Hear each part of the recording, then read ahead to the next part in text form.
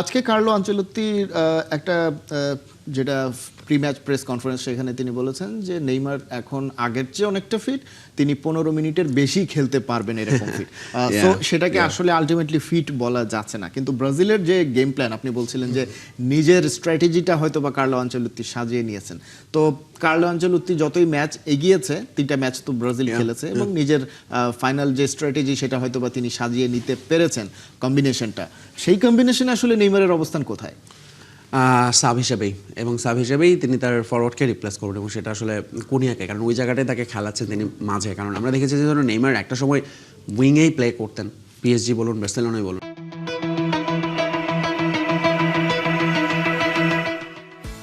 কিন্তু এখন আসলে নেইমারের ওই গতি, অবভিয়াসলি আপনি যদি দেখেন লাস্ট ম্যাচে উইথ বল এবং উইদাউট বল দুটোতেই মনে হয়েছে নেইমার একটু স্লো হয়ে গেছেন, খুবই অবভিয়াস।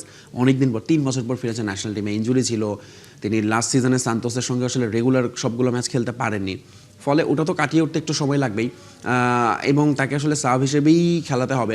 এখন ডিপেন্ডস হচ্ছে যে যদি ব্রাজিল খুব ভালো অবস্থানে থাকে, ধরুন আগেই লেটসে 200 গোলে লিড নিয়ে নিয়েছে, তাহলে সেখানে হয়তো একটু আর্লি তিনি নেইমারকে নামাবেন, মানে সরি দেরিতে নামাবেন। আর যদি ব্রাজিল দেখা যায় একটু বিপদে আছে, গোল বের করতে পারছে না, তখন হয়তো নেইমারকে আগে নামাতে পারেন, বিকজ নেইমার স্টিল ম্যাটার্স। তিনি যখন মাঠে তার উপস্থিতি, তার মাঠে ওই ধরুন খানিকটা সময় তিনি যেটাই পান বল নিয়ে, সেটা বলুন শট নেওয়াতে বলুন, ড্রিবলিংয়ে বলুন, কিংবা পাস দেওয়াতে বলুন, এই তিনটাতেই আসলে তিনি নেইমারকে ব্যবহার করতে চাইবেন একটু বেশি সময়।